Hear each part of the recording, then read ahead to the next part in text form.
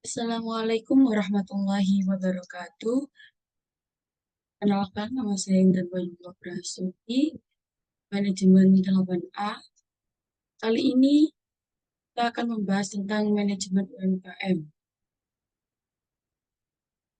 UMKM adalah usaha produktif yang dimiliki oleh perseorangan atau badan usaha yang memiliki peran penting dalam membentuk lapangan pekerjaan baru dalam perekonomian Indonesia dan menjadi motor penggerak pembangunan.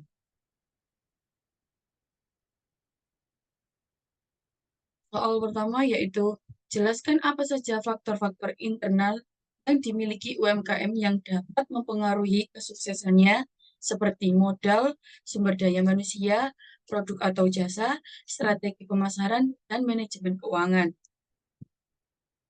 Sebelumnya, kita jelaskan tentang faktor internal. Faktor internal merupakan karakteristik individu di mana faktor tersebut mampu mempengaruhi individu dan dapat dikendalikan. Menurut dari Sudiarta et al. 2014, indikator yang cukup signifikan untuk menentukan keberhasilan UMKM dapat dilihat dari yang pertama modal. Modal merupakan salah satu faktor krusial dalam kesuksesan UMKM. Modal yang cukup memungkinkan UMKM untuk mengembangkan produk atau jasa, memperluas pasar, dan menanggulangi tantangan finansial yang mungkin muncul. Yang kedua, SDM atau sumber daya manusia. Keberhasilan UMKM juga sangat dipengaruhi oleh keahlian, keterampilan, dan dedikasi dari sumber daya manusianya. Karyawan yang terampil dan berkompeten mampu meningkatkan produktivitas dan kualitas produk atau jasa yang ditawarkan. Yang ketiga, produk atau jasa. Kualitas produk atau jasa yang ditawarkan sangat menentukan daya saing UMKM tersebut. Inovasi produk yang pertama, kedua keunggulan kualitas dan respon terhadap kebutuhan pasar adalah faktor-faktor yang penting untuk menarik pelanggan dan mempertahankan mereka. Yang keempat, strategi pemasaran. Strategi pemasaran yang efektif membantu UMKM untuk meningkatkan visibilitasnya di pasar. Hal ini termasuk branding yang kuat untuk promosi yang tepat pada sasaran, pemasaran digital, dan strategi distribusi yang efisien. Kelima, manajemen keuangan. Manajemen keuangan yang baik sangat penting bagi keberlangsungan UMKM. Ini meliputi dari pengelolaan kas yang efisien, perencanaan anggaran yang baik, pengelolaan risiko finansial, dan pemahaman yang jelas tentang profitabilitas dan biaya operasional. 6. Kualitas manajerial. Keterampilan manajer pemilik atau manajer UMKM juga berperan besar dalam kesuksesan bisnis. Kemampuan untuk mengambil keputusan yang tepat pada waktunya, kepemimpinan yang efektif, juga kemampuan untuk mengatasi tantangan bisnis dari segala aspek-aspek kunci dari manajemen yang baik. Dan yang ketujuh, komitmen dan motivasi. Tingkat komitmen dan motivasi dari pemilik UMKM juga mempengaruhi kinerja bisnis secara keseluruhan. Semakin tinggi tingkat dedikasi dan semangat untuk berkembang, semakin besar kemungkinan UMKM mencapai kesuksesan dalam jangka panjang. Jadi, keseluruhan faktor-faktor internal ini saling berkaitan dan dapat saling mempengaruhi. UMKM yang mampu mengelola dengan baik dengan segala aspek ini memiliki peluang lebih besar untuk berkembang dan berhasil pasar yang kompetitif. Oke, selanjutnya nomor 2. Jelaskan apa saja faktor-faktor eksternal yang dapat mempengaruhi kesuksesan UMKM seperti kondisi ekonomi makro, persaingan pasar, dan kebijakan pemerintah tren teknologi. Oke, sebelumnya kita jelaskan tentang faktor eksternal.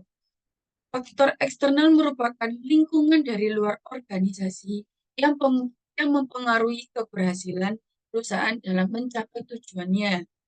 Hasil dari Lovian B. dan Ryoko S. 2014. Indikator faktor eksternal adalah yang pertama yaitu aspek kebijakan pemerintahan, dua aspek sosial dan ekonomi, dan yang ketiga aspek lembaga terkait.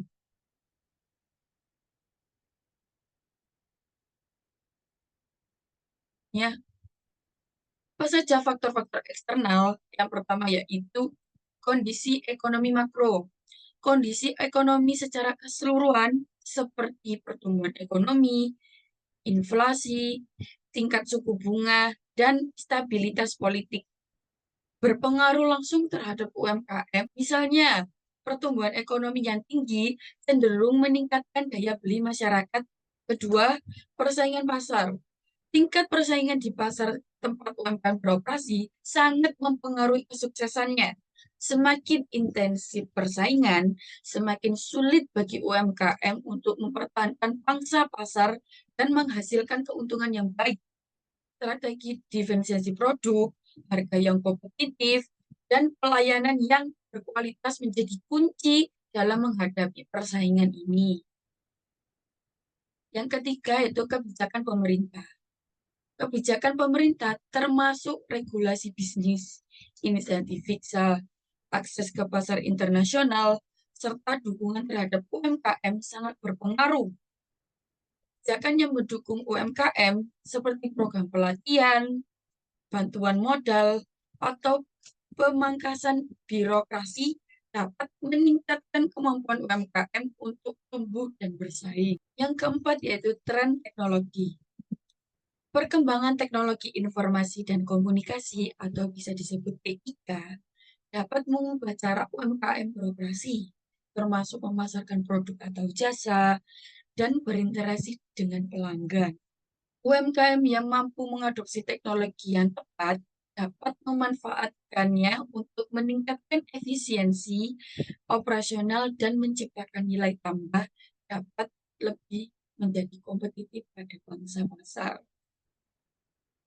Yang kelima yaitu perubahan demografi dan preferensi konsumen. Perubahan dalam demografi penduduk dan pergeseran preferensi konsumen juga berpengaruh besar terhadap UMKM. Misalnya, perubahan tren gaya hidup, kesadaran akan keberlanjutan, atau preferensi terhadap produk lokal dapat menciptakan peluang baru atau tantangan bagi UMKM. Yang keenam, akses ke pasar dan distribusi. Kemudahan akses UMKM ke pasar lokal dan internasional, serta infrastruktur distribusi yang memadai, memainkan peran penting dalam mencapai kesuksesan. Akses yang baik, kemungkinan UMKM untuk mencapai pasar yang lebih luas dan mengurangi biaya logistik.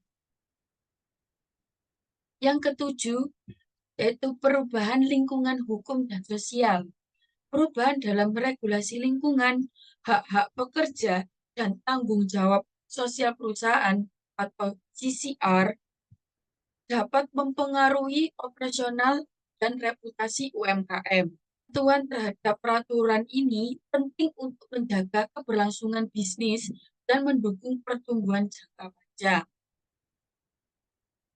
Dengan memperhatikan faktor-faktor eksternal ini, UMKM dapat mengidentifikasi peluang dan ancaman yang ada di lingkungan serta mengembangkan strategi yang sesuai untuk memanfaatkan peluang dan mengatasi hal-hal yang akan dihadapi.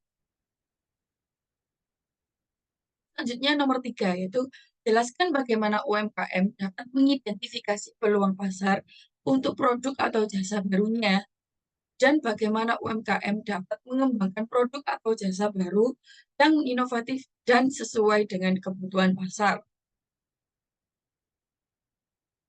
Mengidentifikasi peluang atau pasar.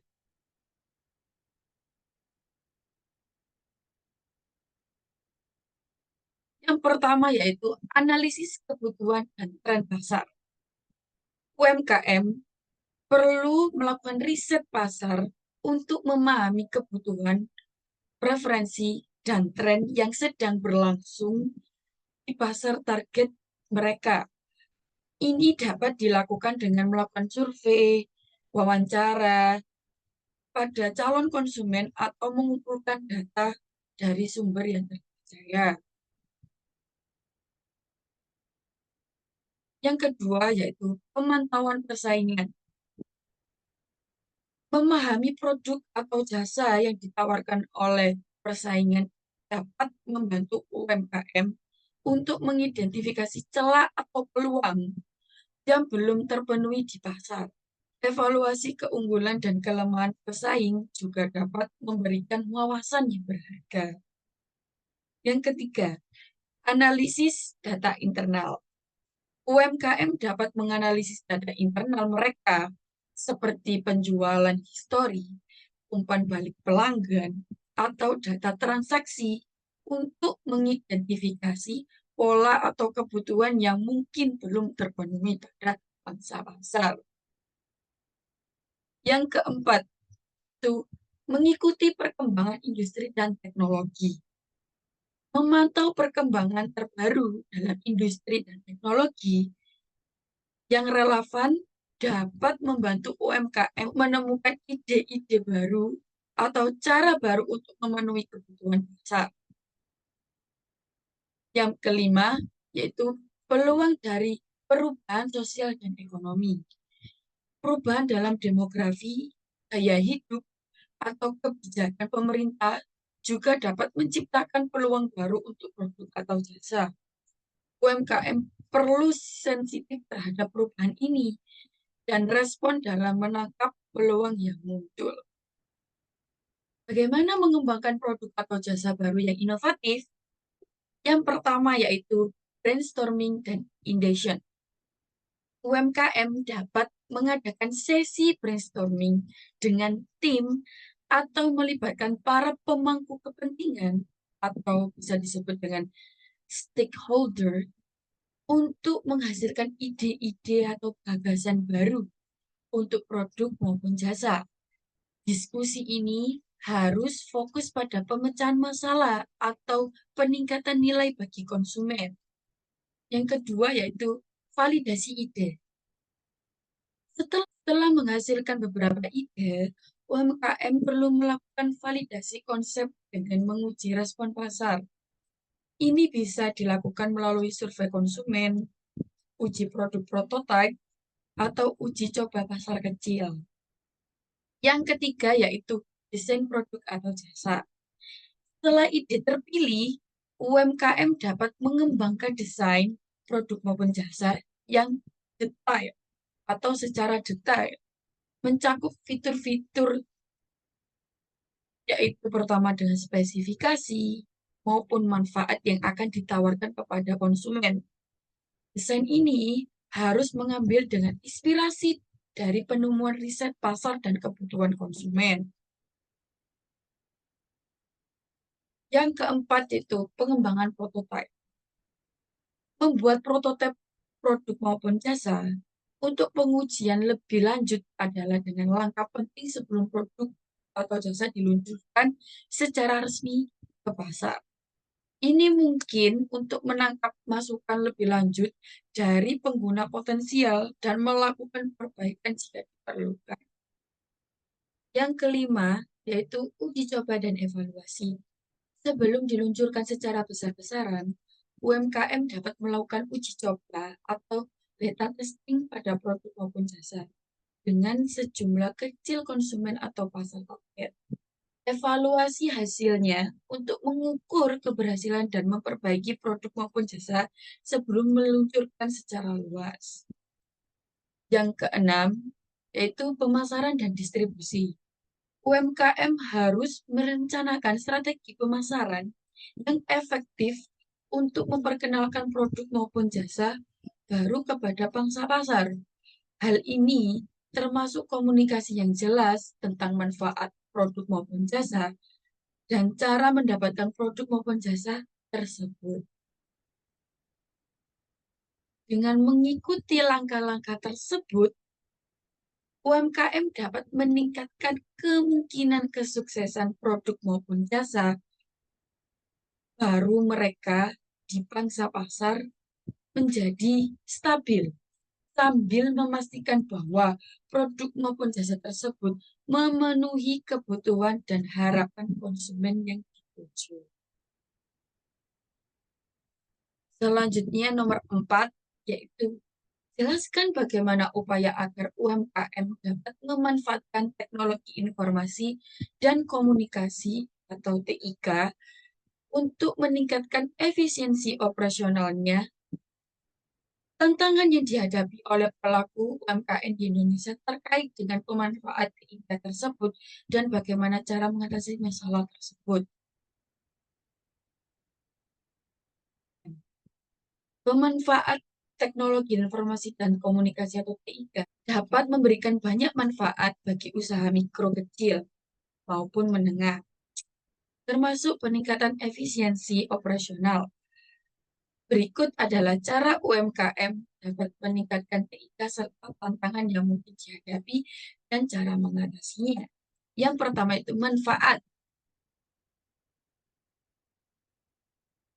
Manfaat atau pemanfaatan TIK untuk UMKM. Yang pertama yaitu automatisasi proses bisnis kondisi ekonomi makro. Automatisasi proses bisnis, yaitu dengan cara TIK, memungkinkan UMKM untuk mengotomatisasi proses bisnis seperti manajemen inventaris, penjualan, dan akuntansi.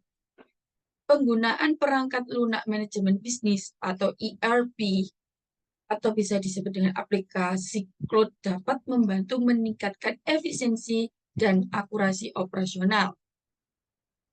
Yang kedua,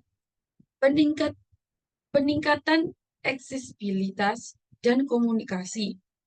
Dengan TIK, UMKM dapat meningkatkan komunikasi internal dan eksternal, baik dengan karyawan maupun pelanggan. Misalnya, penggunaan email, pesan singkat atau pesan instan, ataupun platform kolaborasi online seperti Slack atau Microsoft Teams. Yang ketiga yaitu pemasaran dan penjualan online. Internet memungkinkan UMKM untuk menjual produk maupun jasa mereka secara online, mencapai pasar yang lebih luas tanpa terbatas oleh lokasi fisik. Media sosial dan platform e-commerce seperti Instagram, Facebook, Tokopedia, dan Shopee adalah contoh platform yang dapat dimanfaatkan. Nomor 4 yaitu analisis data dan keputusan berbasis data. TIK memungkinkan UMKM untuk mengumpulkan dan menganalisis data secara efektif, seperti data penjualan, preferensi pelanggan, dan tren pada pasar. Analisis ini dapat memberikan wawasan yang berharga untuk pengambilan keputusan strategi. Selanjutnya yaitu tantangan dan cara. Yang pertama yaitu keterbatasan akses dan infrastruktur. Salah satu tantangan utama adalah keterbatasan akses internet dan infrastruktur TIK yang memadai di beberapa daerah di Indonesia. UMKM dapat mengatasi hal ini dengan memilih penyediaan layanan internet yang handal atau menggunakan teknologi mobile jika akses internet tetap menjadi masalah. Kedua, kurangnya pengetahuan dan keterampilan TIK. Banyak UMKM mungkin kurang familiar dengan teknologi atau tidak memiliki keterampilan yang cukup untuk mengelola data dan memanfaatkan TIK dengan efektif. Penelitian dan pendidikan terkait TIK secara teratur dapat membantu mengatasi tantangan ini. Yang ketiga yaitu Biaya implementasi dan investasi awal. Implementasi sistem TIK dan investasi awal untuk membeli perangkat lunak atau peralatan bisa menjadi beban finansial yang signifikan bagi UMKM, terutama yang baru berkembang. UMKM dapat mencari solusi yang terjangkau seperti menggunakan perangkat lunak atau open source dengan memanfaatkan layanan cloud yang dapat dijangkau. Yang keempat, yaitu keamanan dan perlindungan data. Keamanan dan privasi menjadi perhatian utama ketika menggunakan TIK. UMKM perlu memastikan bahwa sistem dan data mereka dilindungi dari ancaman keamanan seperti peretasan atau pencurian identitas. Mengadopsi praktik terbaik keamanan informasi dan menggunakan solusi keamanan yang memadai dapat membantu mengatasi risiko ini. Yang kelima yaitu integrasi dengan sistem yang sudah ada. Bagi UMKM yang sudah memiliki sistem atau proses bisnis yang berjalan, integrasi TIK baru dapat menjadi tantangan. Mencari solusi TIK yang dapat dengan mudah diintegrasikan dengan sistem yang sudah ada, atau memilih solusi yang fleksibel dan modular dapat membantu mengurangi hambatan. Jadi dengan mengidentifikasi tantangan-tantangan ini dan mengambil langkah-langkah konkret untuk mengatasinya, UMKM di Indonesia dapat memanfaatkan potensi penuh TIK untuk meningkatkan efisiensi operasional mereka, meningkatkan daya saing, dan mencapai pertumbuhan yang berkelanjutan. Selanjutnya nomor 5, yaitu jelaskan apa saja platform digital yang dapat digunakan oleh UMKM untuk memasarkan produk maupun jasa, seperti media sosial, e-commerce, dan website. Oke, ada beberapa platform digital yang dapat digunakan oleh usaha mikro, kecil, dan menengah, yaitu UMKM, untuk memasarkan produk maupun jasa. Yang pertama yaitu media sosial. Satu, yaitu Facebook. Platform ini cocok untuk UMKM karena memiliki fitur untuk membuat halaman bisnis, beriklan, dan menjalankan kampanye promosi. Kedua, Instagram. Instagram terutama efektif untuk UMKM yang produk visualnya seperti fashion, makanan, maupun produk kreatif lainnya. Ketiga, yaitu Twitter. Baik untuk berinteraksi dengan pelanggan secara langsung dan memperluas jangkauan brand. Yang keempat yaitu LinkedIn. Bermanfaat bagi UMKM dalam industri profesional untuk membangun jejaring dan mencari peluang bisnis. Kedua, e-commerce. Pertama, Tokopedia. Salah satu platform e-commerce terbesar di Indonesia. Cocok untuk UMKM menjual berbagai jenis produk. Dua, yaitu Bukalapak. Memiliki beragam kategori produk dan dapat diakses oleh pengguna di seluruh Indonesia. Ketiga, yaitu Shopee. Menawarkan berbagai kemudahan dalam berjualan, termasuk fitur promosi dan pengirim. Yang keempat, yaitu Lazada. Platform ini memungkinkan UMKM dapat mencapai pasar yang lebih luas dan dukungan logistik yang baik. Selanjutnya yaitu ketiga, website. Pertama yaitu platform pembuatan website seperti WordPress, Wix, atau Shopify. UMKM dapat membuat situs web sendiri dengan mudah tanpa harus memiliki keterampilan pemrograman. Yang kedua, website toko online. Selain platform e-commerce, Memiliki situs web toko online sendiri memberikan kebebasan lebih dalam pengelolaan dan branding. Keempat, yaitu marketplace digital lainnya.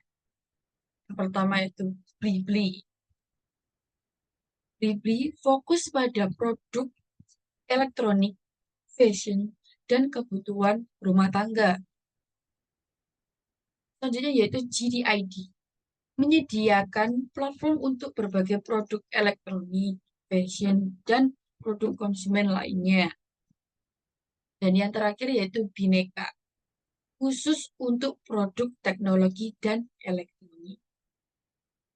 Jadi, setiap platform ini memiliki kelebihan dan karakteristik yang berbeda-beda.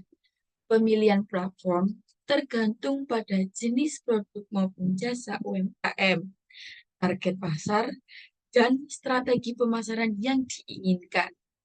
Kombinasi beberapa platform digital juga dapat meningkatkan visibilitas dan jangkauan UMKM dalam memasarkan produk maupun jasa secara efektif kepada konsumen potensial. Nomor 6, jelaskan bagaimana UMKM dapat membuat konten yang menarik dan efektif untuk menarik pelanggan di platform digital. Membuat konten yang menarik dan efektif sangat penting bagi usaha UMKM untuk membangun brand awareness, menarik perhatian pelanggan potensial, dan meningkatkan interaksi di platform digital.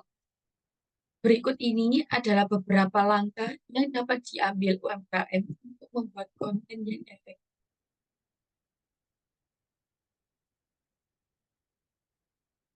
Yang pertama yaitu kenali audiens Anda. Pemahaman yang mendalam dengan mengetahui siapa target audiens Anda, termasuk demografi, preferensi, dan kebutuhan mereka. Informasi ini akan membantu Anda menciptakan konten yang relevan dan menarik bagi mereka. Kedua, yaitu tentukan tujuan konten. Mengklarifikasi tujuan.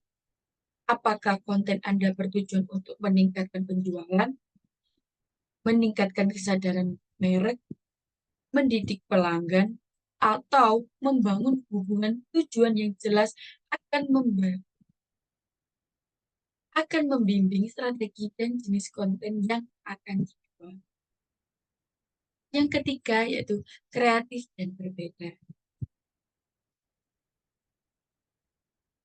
Dengan unik dan orisinal atau original. Ciptakan konten yang unik dan berbeda dari pesaing Anda. Berikan nilai tambah kepada audiens Anda, baik dalam bentuk informasi manfaat, humor, ataupun inspirasi. Keempat yaitu gunakan visual yang menarik dengan menggunakan gambar juga video. Visual menarik seperti gambar berkualitas tinggi, video pendek infografis, atau animasi dapat meningkatkan daya tarik konten Anda di platform digital.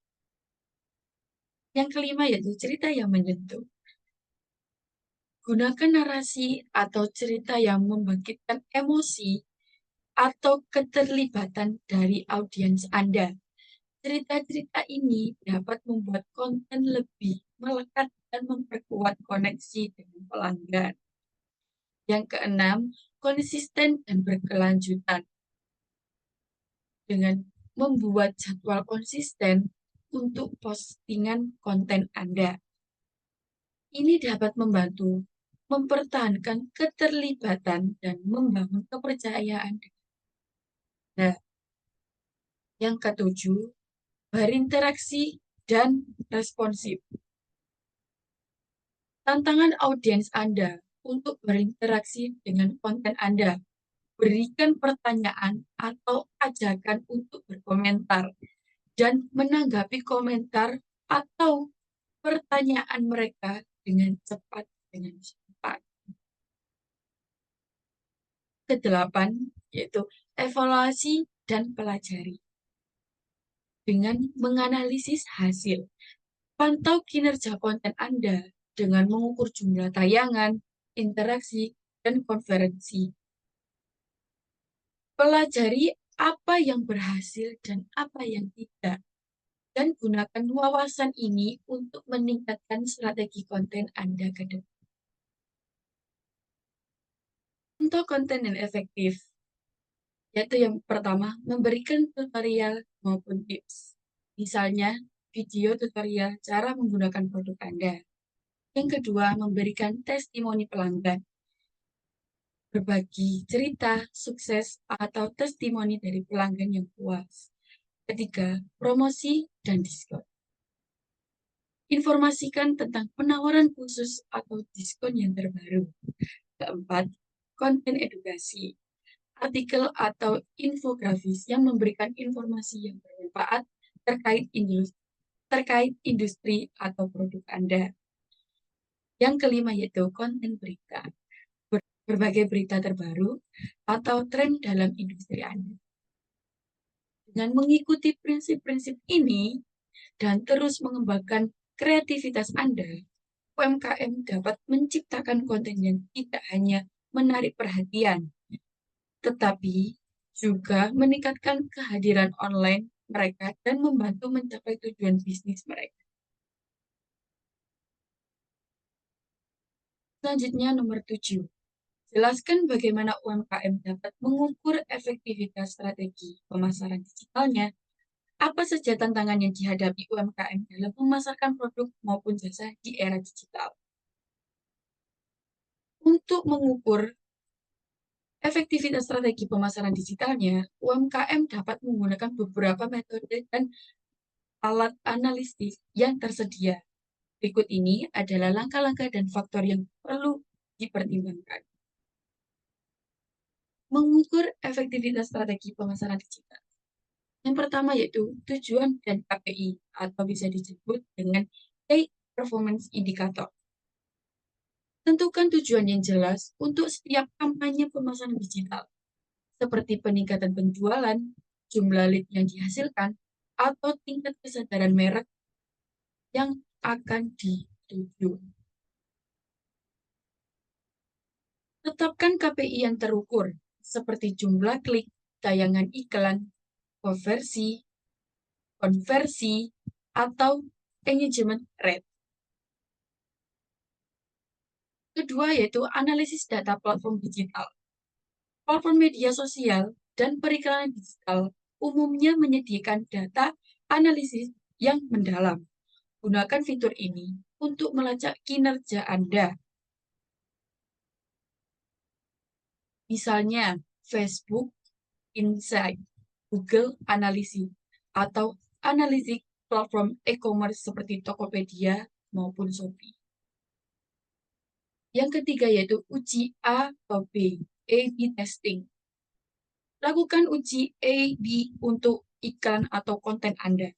Bandingkan dua versi yang berbeda untuk melihat mana yang memberikan hasil yang terbaik. Uji elemen seperti judul, gambar, teks, atau panggilan tindakan atau call to action. Keempat, survei dan umpan balik pelanggan. Gunakan survei atau umpan balik langsung dari pelanggan untuk mengevaluasi persepsi mereka terhadap kampanye pemasaran Anda. Tanyakan kepada pelanggan, bagaimana mereka mengetahui produk Anda. Apakah mereka puas dengan pengalaman maupun pembelian pada produk Anda. Kelima, pemantauan brand, mention, dan sentimen. Gunakan alat pemantauan media sosial untuk melacak sebutan merek, brand mention, dan sentimen pelanggan terhadap merek Anda. Analisis apakah ada perubahan positif atau negatif dalam pandangan publik terhadap merek Anda. Keenam, yaitu ROI, Return on Investment. Hitung ROI dari setiap kampanye pemasaran digital. Bandingkan biaya yang dihabiskan dengan pendapatan yang dihasilkan atau nilai yang ditambahkan lainnya. Evaluasi apakah investasi Anda memberikan hasil yang memadai atau perlu disesuaikan. Selanjutnya yaitu tantangan dalam memasarkan. Yang pertama yaitu persaingan yang ketat. UMKM harus bersaing dengan banyak pesaing lain di platform digital yang sama. Ini membutuhkan strategi yang cerdas untuk membedakan diri dan menarik perhatian konsumen. Kedua, keterbatasan sumber daya dan kemampuan. Banyak UMKM mungkin memiliki keterbatasan sumber daya manusia atau keuangan untuk mengelola pemasaran digital secara efektif. Pelatihan dan pembimbingan bisa diperlakukan untuk mengatasi tantangan ini. Ketiga, perubahan algoritma dan teknologi. Platform digital seringkali mengubah algoritma mereka, mempengaruhi cara konten diperlihatkan kepada audiens. Jadi, UMKM perlu tetap update dan fleksibel dalam merespon perubahan ini. 4. Kebutuhan untuk konten berkualitas tinggi. Konten yang berkualitas tinggi diperlukan untuk menarik perhatian dan mempertahankan minat konsumen. Hal ini bisa menjadi tantangan bagi UMKM yang mungkin tidak memiliki tim kreatif yang. Kelima, masalah keamanan dan privasi. Dalam mengumpulkan data pelanggan dan menggunakan platform digital, UMKM harus memastikan bahwa mereka mematuhi peraturan privasi dan keamanan data yang berlaku. Dengan mengidentifikasi tantangan ini dan menggunakan metode yang tepat untuk mengukur efektivitas, UMKM dapat mengoptimalkan strategi pemasaran digital. UMKM dapat mengoptimalkan strategi pemasaran digital mereka untuk mencapai hasil yang lebih baik dan bertahan dalam persaingan di era digital saat. Oke, pertanyaan yang terakhir, yaitu ke-8. Jelaskan bagaimana UMKM dapat mengatasi tantangan tersebut dan memanfaatkan peluang yang ditawarkan oleh era digital. Untuk mengatasi tantangan ini dan memanfaatkan peluang yang ditawarkan oleh era digital, berikut ini adalah langkah-langkah yang dapat diambil oleh UMKM. Yang pertama yaitu mengatasi tantangan. Yang pertama, pendidikan dan pelatihan TIK. Investasi dalam pendidikan dan pelatihan untuk meningkatkan pemahaman dan keterampilan dalam menggunakan teknologi informasi dan komunikasi ini dapat dilakukan melalui workshop, seminar, atau kursus online yang tersedia. Kedua, kolaborasi dan kemitraan. Membentuk kemitraan dan penyediaan layanan digital dapat membantu dalam mengelola dan mengoptimalkan strategi pemasaran online. Ini dapat membantu UMKM yang memiliki keterbatasan internal untuk mengelola sendiri. Yang ketiga yaitu adopsi perangkat lunak dan alat pemasaran digital. Menggunakan perangkat lunak manajemen bisnis seperti ERP, platform analitik seperti Google Analytics, atau alat manajemen media sosial seperti Hotsuite atau Buffer untuk meningkatkan efisiensi operasional dan pemasaran. Keempat, fokus pada kualitas konten dan pengalaman pelanggan. Berinvestasi dalam menciptakan konten yang berkualitas tinggi dan relevan untuk menarik dan mempertahankan minat pelanggan. Pengalaman pelanggan yang baik dalam semua interaksi dengan merek, baik online ataupun offline. Kelima, pemahaman tentang kebijakan dan regulasi. Memahami kebijakan dan regulasi yang berlaku terkait privasi data, keamanan online, dan perlindungan konsumen, memastikan kepatuhan dalam pengumpulan dan penggunaan data pelanggan. Selanjutnya yaitu memanfaatkan peluang. Yang pertama yaitu ekspansi pasar dan akses ke pelanggan baru. Menggunakan platform e-commerce dan media sosial untuk menjual produk maupun jasa secara online memungkinkan UMKM untuk mencapai pasar yang lebih luas di dalam dan di luar negeri. Kedua, analisis data untuk mengambil keputusan yang lebih baik. Memanfaatkan data analisis untuk memahami perilaku pelanggan, tren pasar, dan kinerja kampanye pemasaran. Menggunakan wawasan ini untuk mengoptimalkan strategi dan meningkatkan ROI. Ketiga yaitu peningkatan efisiensi operasional.